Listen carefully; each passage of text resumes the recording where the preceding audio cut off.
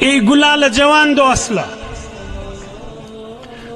Müslüman günah eder, günah uzaklaşmasın. Günahını kes bir yerde.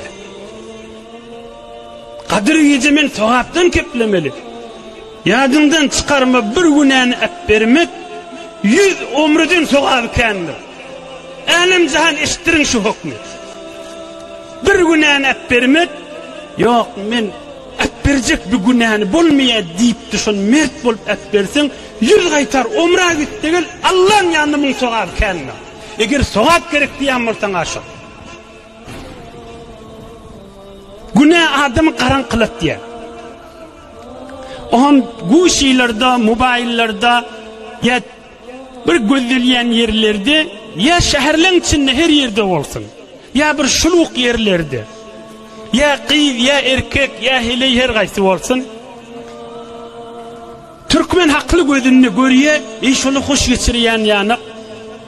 Ya şoğlallar, şolun zindigisinde bereket yok. Fakat şu filmde şu gülüşün tesviri çekiptir. Öğünün karanqıdığın filmde tesviri çekiliyor mu? Kursağı karanqıdığı zindigiden bidardığı filmde tesviri çekiliyor mu? Dünyadan yadallığı filmde tesviri çekiliyor mu?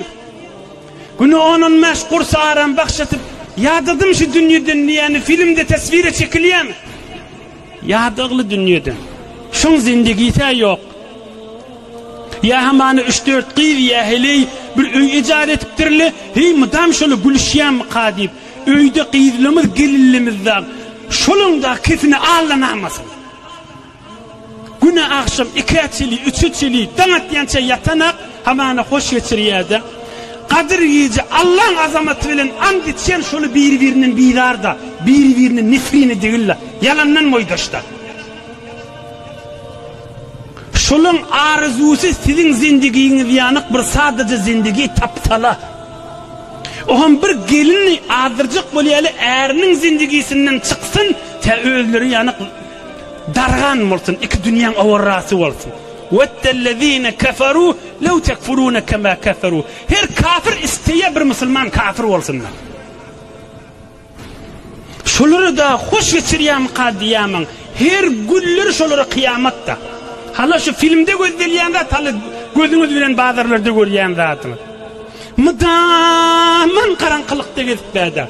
Şun kellesinden te ayağının eteğine çili zerre erzeşi yoktu. Ne adamların yanına ne Hudayın yanına.